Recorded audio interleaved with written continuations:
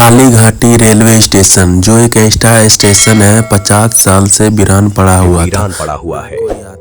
गांव के बुजुर्ग बताते हैं कि बीते 50 सालों से हर अमावस्या की रात ठीक रात के 12 बजे इस सुनसान स्टेशन की दिशा से शादी के नगारों जैसी रहस्यमयी आवाजें सुनाई देती हैं। लेकिन सबसे डरावनी बात यह है कि उस रात के बाद गांव की एक कुंवारी लड़की हमेशा के लिए गायब हो जाती है।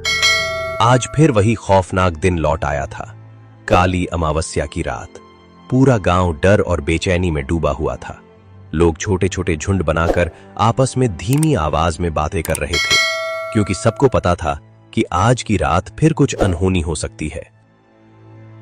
अरे गणेश, आज फिर वही काली अमावस्या की रात आ गई है।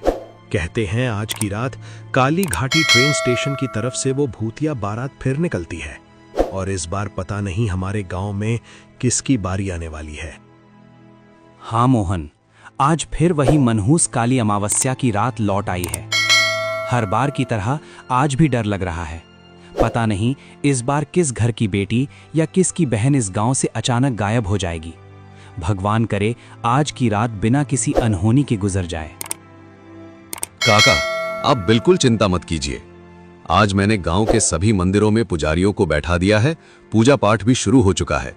देखता हूं आज कैसे वो भूतिया बारात हमारे गांव की सीमा में कदम रखती है। उस रात पूरे गांव में एक अजीब सा सन्नाटा पसरा हुआ था। हर अमावस्या की तरह आज भी लोगों के दिलों में डर बैठा हुआ था। लेकिन इस बार गांव वालों ने ठान लिया था कि कुछ न कुछ उपाय जरूर करेंगे।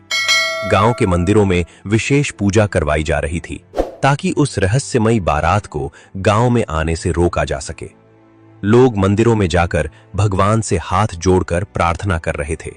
धीरे धीरे समय बीतता गया और देखते ही देखते में चारों तरफ अंधेरा फैलने लगा था। रात के लगभग 8 बज चुके थे। उसी समय गांव की एक छोटी सी चाय की दुकान पर कुछ लोग बैठे आपस में इस डरावनी बात पर चर्चा कर रहे थे।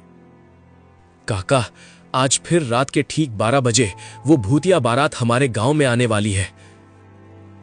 लेकिन मुझे एक बात समझ नहीं आती, आखिर कब तक ये बारात हमारे गांव की कुंवारी लड़कियों को यूं ही उठाकर ले जाती रहेगी? क्या इसे रोकने का कोई रास्ता नहीं है? रघु ने गुस्से और बेचैनी से भरी आवाज में यह सवाल रमेश काका से पूछा। कुछ पल चुप रहने के बाद रमेश काका धीरे से बोले, बेटा, कोशिशें तो बहुत हुई थी उस भूतिया बारात को रोकने की, लेकिन... इतना कहते ही रमेश काका अचानक चुप हो गए। उनके चेहरे पर डर साफ दिखाई दे रहा था। तभी रघु ने उत्सुकता से पूछा, लेकिन काका, आगे क्या हुआ था? जब गांव वाले उस बारात को रोकने गए थे तब क्या हुआ? रमेश काका ने एक गहरी सांस ली और धीमी आवाज में बोले, उस रात गांव के करीब 15-20 लोग उस भूतिया बारात को रोकने के लिए गए थे। उनमें मेरे पिता भी शामिल थे। लेकिन उस रात के बाद न तो मेरे पिता लौटे और न ही उनके साथ गए बाकी लोग। उस घटना के बाद गांव में ऐसा डर फैल गया कि किसी ने भी दोबारा उस बारात का सामना करने की हिम्मत नहीं की। सबको समझ आ गया था कि जो भी उस बारात के सामने जाएगा वो शायद कभी वापस नहीं लौटेगा। ये बात सुनकर रघु और चंदू दोनों के चेहरे का रंग उड़ गया। कुछ देर बाद रघु ने फिर पूछा, लेकिन काका, वो भूतिया बारात तो सिर्फ कुंवारी लड़कियों को ही ले जाती है ना? तो फिर उस दिन गांव वाले क्यों गायब हो गए? क्योंकि बेटा, उन्होंने उस बारात के सामने जाने की गलती कर दी थी। और कहते हैं कि अमावस्या की रात अगर कोई भी इंसान घर के बाहर रह जाए और बारातियों की नजर उस पर पड़ जाए तो वो उसे भी अपने साथ ले जाते हैं। यह सुनकर चंदू के शरीर में सिहरन दौड़ गई। वो डरते डरते बोला, काका, क्या आपने कभी उस भूतिया बारात को अपनी आंखों से देखा है? नहीं बेटा, मैंने आज तक उस बारात को नहीं देखा। सच कहूं तो कभी देखने की हिम्मत ही नहीं हुई। रमेश काका अपनी बात खत्म ही कर रहे थे कि पास बैठे रामू काका अचानक बोले, अच्छा, अब बहुत बातें हो गईं। सब लोग तुरंत अपने अपने घर चले जाओ। रात काफी हो चुकी है, 10 बज चुके हैं। रामू काका की बात सुनने के बाद वहां बैठे सभी लोग धीरे धीरे अपनी अपनी राह पकड़कर घरों की ओर चलने लगे। लेकिन रमेश काका की डरावनी कहानी सुनने के बाद रघु और चंदू के मन में एक अजीब सी उत्सुकता जाग गई थी। अब उनके मन में बस एक ही सवाल घूम रहा था, आखिर वो भूतिया बारात दिखती कैसी है। रघु ने धीरे से चंदू की ओर देखा और बोला, देख चंदू, हमें इतना तो पता है कि हर अमावस्या को वो भूतिया किसी लड़की को अपने साथ ले जाती है। लेकिन सच बताऊं, आज तक हमने अपनी आंखों से उसे नहीं देखा।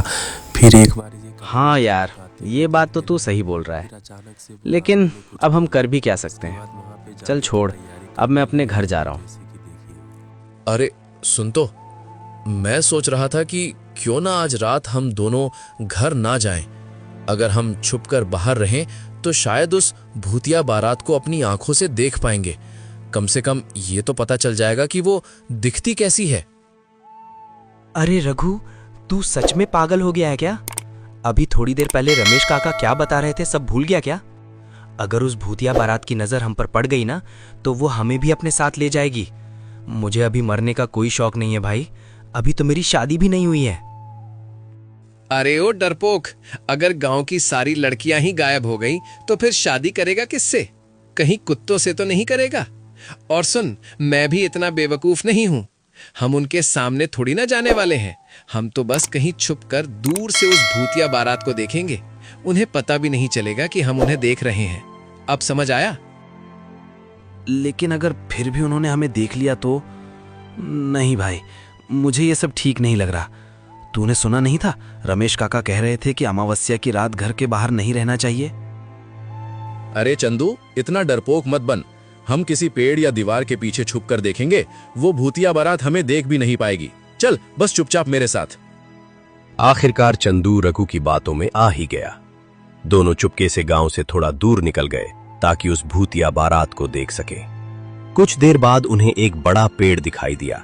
दोनों उसी पेड़ के पीछे छुपकर बैठ गए।